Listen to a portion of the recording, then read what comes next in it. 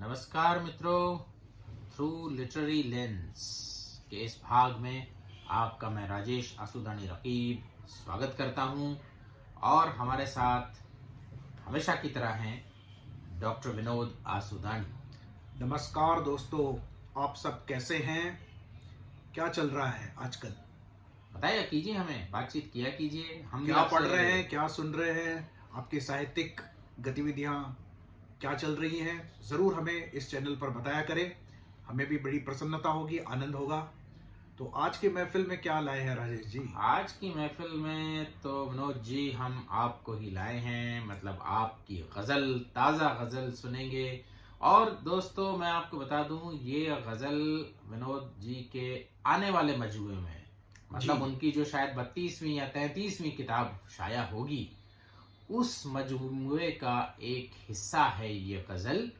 और लेकिन हमारे अनुरोध पर, हमारी रिक्वेस्ट पर विनोद जी आज उनको हमारे साथ उसको साझा करेंगे, पहले ही, छपने से पहले ही। और न सिर्फ साझा करेंगे लेकिन हमारे साथ उस पर बातचीत भी करेंगे। बहुत बहुत जी। धन्यवाद राजेश जी कि आपने इस गजल को चुना है आज की चर्चा के लिए, जो कि आने वाले गजल संग्रह का एक हिस्सा है। तो हमें खुशी होती है जब हमारे पाठक, हमारे सुनने वाले गजल को पसंद करते हैं और उसके बारे में अपनी राय हमें बताते हैं। तो गजल देखिए। बिल्कुल, इरशाद। हर मुसीबत से निकलने का हुनर होता है, फैलातुन फैलातुन फैलातुन फैलुन। जी। हर मुसीबत से निकलने का हुनर होता है, कितना खामोशी में भी यारो असर होता है। और तुम हंसी चेहरों की बातें न करो हमसे कभी, तुम हंसी चेहरों की बातें न करो हमसे कभी, सोने के कलश में जैसे ये जहर होता है। तुम हंसी चेहरों की बातें न करो हमसे कभी, सोने के कलश में जैसे ये जहर होता है। रहते हैं गांव में हम और रहेंगे यारो, रहते हैं गांव में हम और रहेंगे यारो। बदनसीबों का ठिकाना ही शहर होता है। अच्छा। रहते हैं गांव में हम और रहेंगे यारो, बदनसीबों का ठिकाना ही शहर होता है। और किसी बुज़दिल से तो अच्छे हैं शराबी लोग। हाँ राजेश जी, जी। किसी बुज़दिल से तो अच्छे हैं शराबी शराबी लोग। जी। वे वहां जाते हैं हंगामा जिधर होता है, जी। वे वहां जाते हैं हंगामा जिधर होता है। और तुम हवाओं को भी आवारा न समझो यारो, तुम हवाओं को भी आवारा न समझो यारो। सांस की डोर से इनका बना घर होता है, हर मुसीबत से निकलने का हुनर होता है। कितना खामोशी में भी यारो असर होता है। शुक्रिया। क्या बात है विनोद जी। छोटी लेकिन पुरअसर, पुरमाना ये गज़ल आपने कही है और इसके एक एक शेर पर हम तवज्जो देंगे और कोशिश करेंगे कि इसमें जो इसके अल्फाज के अंदर जो जो बात है, क्योंकि कहते हैं ना विनोद जी कि यूं ही गज़ल तो नहीं हो जाती। गज़ल के लिए बहुत कुछ चाहिए होता है। जिगर का खून भी कुछ चाहिए असर के लिए। गज़ल में बंदिशो अल्फाज ही नहीं काफ़ी, जिगर का खून भी कुछ चाहिए असर के लिए। तो जिगर का खून आपने ज़रूर, बिल्कुल, जिगर का खून और जहन की सोच भी चाहिए बिल्कुल असर के लिए। बिल्कुल। तो राजेश जी, मैं आपका ध्यान इस गज़ल की एक खास पहलू पर आमंत्रित करना चाहूंगा कि ये गज़ल सुनने में भले ही बिल्कुल सादे शब्द आपको लगते हैं, बिल्कुल, किंतु इसके जो रूपक हैं, इसके जो मेटाफोर्स हैं, वो बिल्कुल अलग हैं, जो रवायत से हट कर के हैं। जो हमारी हिंदी उर्दू गज़लों की एक रवायत रही है, उससे कहीं ना कहीं इस गजल के जो मेटाफोर्स हैं हाँ, वो बिल्कुल। आपको एक अलग स्तर पर ले पर जाते ले हैं जाते हैं। और कुछ सोचने के लिए भी आमादा करते हैं। खास करके इसकी मतला जो बात कहता है, हाँ, हाँ। और ये मतला एक बहुत ही बड़ी हमारे ऐतिहासिक बात करता है। जी, यदि हम उसको जी। अलग अलग चीजों से जोड़ करके देखें कि हर मुसीबत से निकलने का निकलने का हुनर होता है। है, कितना खामोशी में भी यारो असर होता है। अब ये खामोशी का जो असर है, ये बहुत कोई सादी बात नहीं है, बहुत उम्दा, बहुत गहरी बात है विनोद जी। इसके यहाँ पर बातचीत करने से पहले मैं मेटाफोर्स की जो आपने बात की, उस पर मैं थोड़ा सुनने वालों का ध्यान आकर्षित करूँ। रूपक, मेटाफोर का मतलब है रूपक, जो दो चीजों को हम इकट्ठा कहते हैं, तुलना नहीं करते। अब जैसे कहते हैं राधा का मुख चांद जैसा, अगर हमने कह दिया तो सुंदर उपमा है, होगी। तो वो उपमा हो गई, लेकिन राधा का मुख चांद चांद है। है, तो ये हो गया रूपक। जो उपमेय और उपमान है, दोनों एक रूप जब हो जाते हैं तब वो होता है रूपक। अब ये हमने स्कूल में भी पढ़ा है विनोद जी, पर हमें से कई लोग ये चीज भूल जाते हैं, इसलिए मैंने सोचा कि थोड़ा स्पष्ट कर दूं। और दूसरी जो मेटाफोर्स की महत्ता है, हम मेटाफोर को सिर्फ एक फिगर ऑफ स्पीच, एक अलंकार न समझें, बल्कि मेटाफोर्स जो हम यूज करते हैं आम बोलचाल में भी, they indicate the way we live, the culture we inhabit, the metaphors we live by। एक इसी नाम की बहुत चर्चित अंग्रेजी पुस्तक भी जी है। जी, बिल्कुल बिल्कुल। तो वो दर्शाता है कि हमारे जो assumptions हैं, जो मान्यताएं हैं, जो presumptions हैं, वो क्या हैं। तो ये छोटे छोटे मेटाफोर से हमको बहुत बड़ी एक संस्कृति का जीवन शैली का I would पता like to चलता call it ji. metaphors are the cultural tools. है। जी, The way the culture gets transmitted yeah. from one generation to another, these metaphors really help this process.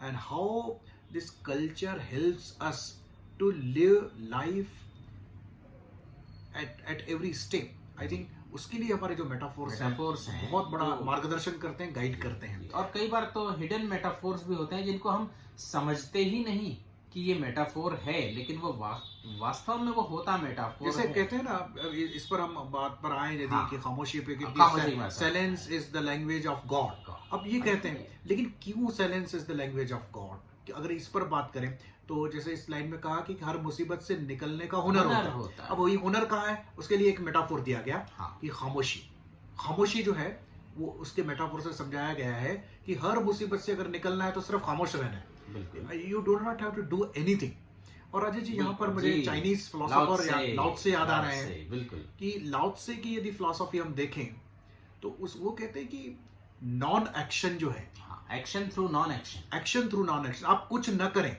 कुछ न कर, जब आप नहीं करते, when you choose to do nothing, तो भी तो कुछ हो जाएगा ना। तो यदि आप खामोश रहें बहुत सारे मामले में, तो बहुत सारे मामले खुद ब खुद हल हो जाते हैं, सुलझ जाते हैं। और ये तो एक्सटर्नल खामोशी की बात हो गई विनोद जी, कि कई बार जब हमें लगता है कि बिल्कुल बोलें, जैसे को तैसा टिट फॉर टैट बोलें, या फिर कुछ अपना पक्ष रखें, लेकिन शांत अगर रह जाए, साइलेंस इज गोल्डन जिसको कहा गया है वेस्टर्न मेटाफोर में, तब भी बहुत कुछ सुलझ जाता है। और दूसरी जो खामोशी है वो है अंदरूनी खामोशी, इंटरनल चैटर जो है हमारा, जो 24 घंटे हमारे साथ बना रहता है।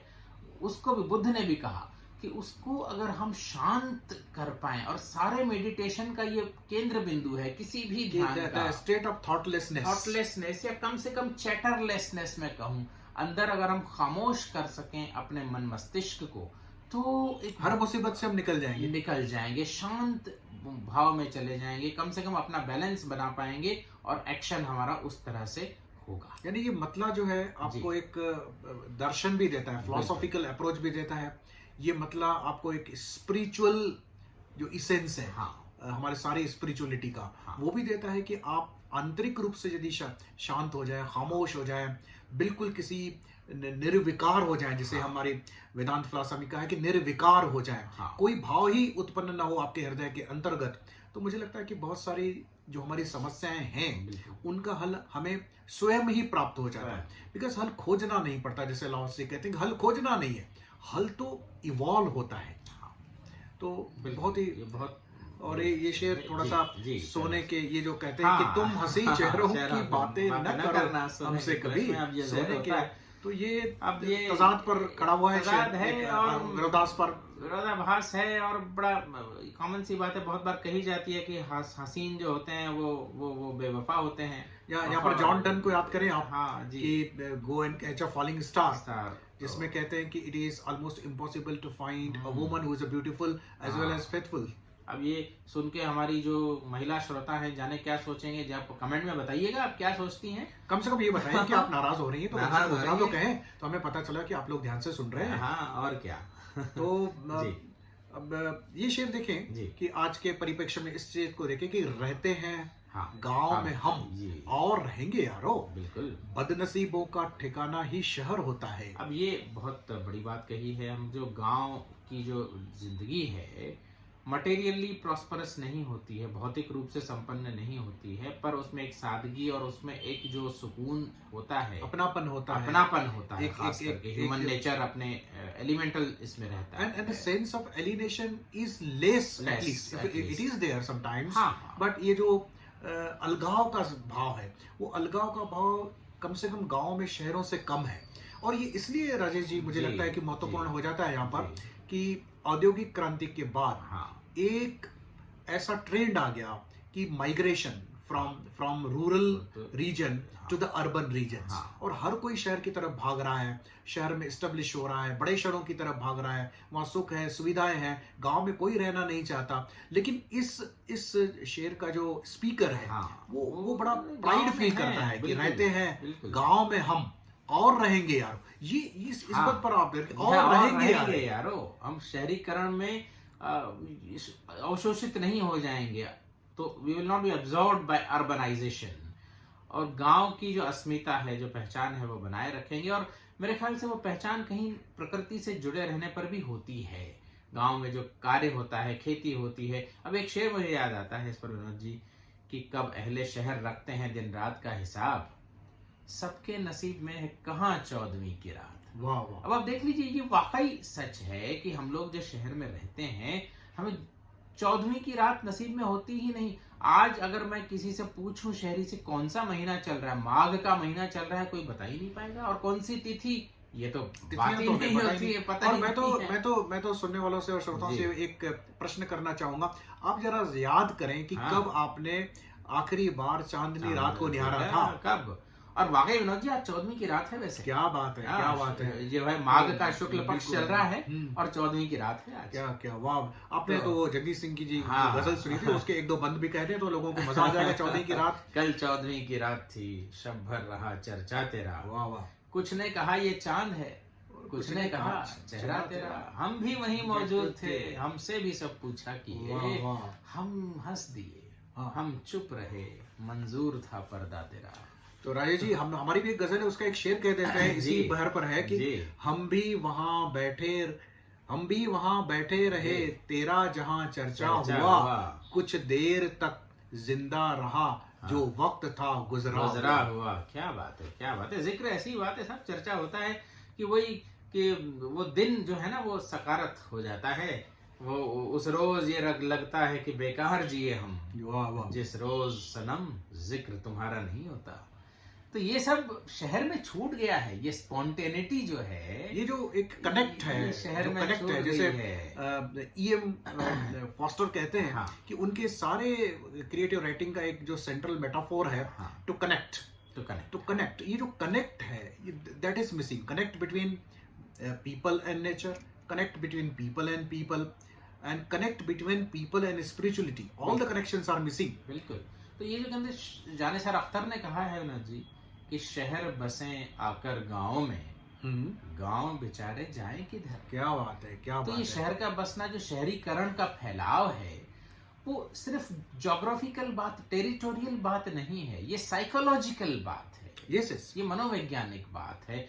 हम जिस तरह से शहर में रहते हैं, जहाँ आंगन नहीं है, जहाँ कॉमन चौपाल नहीं है, जहाँ कनेक्शंस नहीं है, और जब बाहर निकले तो आपको अपरिचित चेहरे दिखाई देते हैं जी।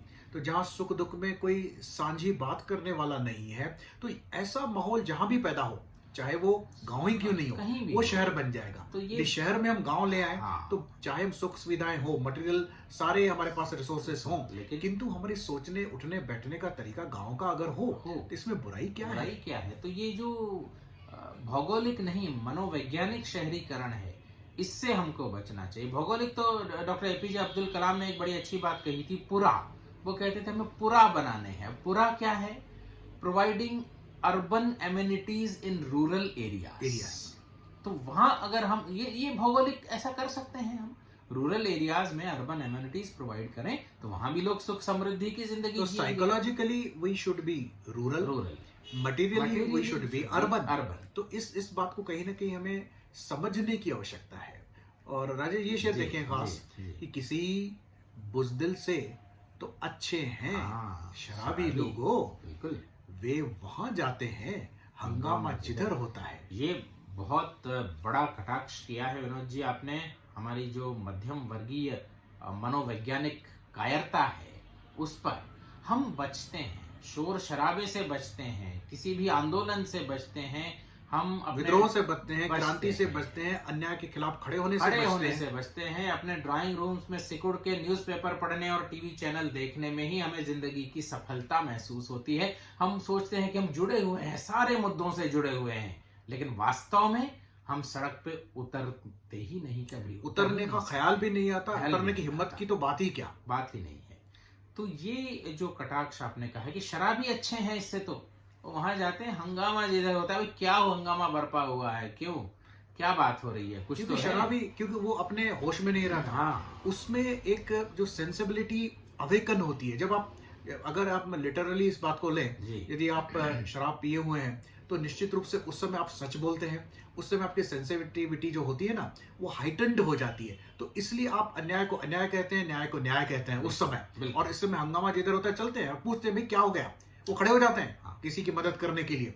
अब इसको मेटाफोरिकली भी ले अगर, तो यदि हमारे पर कोई नशा छा जाए, बिल्कुल जैसे स्वतंत्रता सेनानियों पर कि आज देश को आजाद कराने का नशा था, जैसे बाबा आमटे मदर टेरेसा को समाज सेवा का नशा था, तो नशा जिस पर भी चाहते शराब, यहाँ पर हमको मेटाफोरिकली लेना उस मैं से नहीं, मतलब दिल जिस पे हो बेगाना, मकसूद है उस मैं से दिल ही में जो खिंचती है। तो वो नशा अगर जिस पर है तो वो हंगामे से नहीं डरेगा, क्योंकि उसको पता है कि न्याय क्या है, अन्याय क्या है, सही क्या है, गलत क्या है, और उसको मालूम है कि सिर्फ हंगामा खड़ा करना मेरा मकसद नहीं। जी शायद दुष्यंत कुमार कहते हैं कि सिर्फ हंगामा खड़ा करना मेरा मकसद नहीं, मेरी कोशिश है कि ये सूरत बदलनी चाहिए। तो ये आग मेरे दिल में न सही, तेरे दिल में न सही, मेरे दिल में ही सही, मेरे दिल में न सही, तेरे दिल में ही सही, मगर ये आग कहीं तो जलनी चाहिए, कहीं तो जलनी चाहिए। तो इस तरह से जब इंसान नशे में आ जाए और कोई किसी चीज का बीड़ा उठा ले कि छोटा ही सही पर बदलाव लाना है, पॉजिटिव छोटा ही सही पर कुछ करना है। बिल्कुल, या टी.एस. एलियट भी कहते हैं कि you commit yourself to the task और to the goal which is larger than life. तो तब जाके कुछ होगा, तो तब जाके वो हमारा जो मकसद हासिल होगा जीने का। तो ये शेर, ये आखिरी शेर पर भी मैं चाहूंगा कि आप जरूर गुफ्तगू करें कि तुम हवाओं को भी आवारा न समझो यारो, तुम हवाओं को भी आवारा न समझो यारो, सांस की डोर से इनका बना घर होता है। भाई मैं लिटरली लूं इस चीज को, शाब्दिक रूप में लूं तो मैं हवा हूं कहाँ वतन मेरा है, दस्त मेरा न चमन मेरा। लेकिन ऐसी बात नहीं है। हवा जब चलती है तो आपसे और हमसे उसका सरोकार है। मैं जिस हवा में सांस ले रहा हूँ, आप भी उसी हवा में सांस ले रहे हैं। अभी हमने देख ही लिया ना, तो कोविड तो ऐसे ही फैलता है, हम उसी साझा हवा में सांस लेते हैं तभी ना। तो हवाएं कोई एमलेसली नहीं भटकती हैं, हवाएं आप और हमारे पास आके, तो ये जो कनेक्ट करती हैं हवाएं, तो ये बहुत बड़ी खूबी है हवाओं की कि हमारे सारे लोगों की जो सांस लेने की प्रक्रिया है वो हवा से ही होती है। हवा ना हो तो कोई भी सांस ना ले पाए, वही उनका घर है। हर सांस में हवा का घर है। और ये हमें समझना पड़ेगा कि हमारी हवा अगर साझी है, बिल्कुल, तो हम अलग अलग कैसे हैं। ये अल्टीमेट मेटाफोर है विनोद जी। आपने जो सबकी कनेक्ट की बात की, दुनिया में सभी लोग कनेक्टेड है, हवा तो सबके लिए वही है, वही हवा है। और वो हवा खराब होगी तो सबका जीवन खराब होगा। और ये कोरोना ने बता दिया कि वायरस जब फैला चाहे वो चाइना से फैला, हाँ। सारी दुनिया के हवाओं में फैल गया ना। बिल्कुल। आप हवाओं की कौन सी सरहद बनाएंगे, कौन सी सीमा बनाएंगे, कौन सा पासपोर्ट उसका रद्द करेंगे, कौन सी वीजा रिजेक्ट करेंगे। पंछी, नदियां, पवन के झोंके, कोई सरहद इन्हें न रोके। और यही बात बिल्कुल, है। और कन्फ्यूशियस ने कि आज मैं कन्फ्यूशियस की बात पढ़ रहा था, चाइनीज जी। फिलोसोफर था, तो उसका कहना था कि जब हमारी प्रजा इतनी मॉरल हो जाएगी, इतनी नैतिक हो जाएगी, अच्छा क्या है बुरा क्या है उसको समझ में आ जाएगा, तो फिर गवर्नमेंट की आवश्यकता ही नहीं रहेगी ना। बिल्कुल। तो ये बहुत बड़ी बातें हैं जो इस मेटाफोर के माध्यम से हमने अंकित करने का प्रयास किया है। तो राजेश जी, बिल्कुल। मैं बिल्कुल धन्यवाद दूंगा आपको कि आपने ऐसी गजल चुनी जो रवायत से हटकर है, जिसके बिल्कुल, हर मेटाफोर शेर कुछ इसका और अलग बोलते है, हैं, अलग है, और हर उस शेर पर अलग आपने है। बात की और उसको आपने विस्तार से समझाया सुनने वालों के लिए। तो मुझे पूरा विश्वास है कि सुनने वालों तक ये बातें पहुंचती होंगी और उन्हें अच्छी लगती होंगी। आप अपने ओपिनियंस जरूर बताएं कमेंट बॉक्स में, ताकि आप क्या सोचते हैं इन सारे विषयों पर जी। हमें भी पता चलेगा। और बहुत जल्द पुनः एक बार उपस्थित होंगे आपके समक्ष किसी और चर्चा के साथ। तब तक हमें अनुमति दें। नमस्कार। नमस्कार।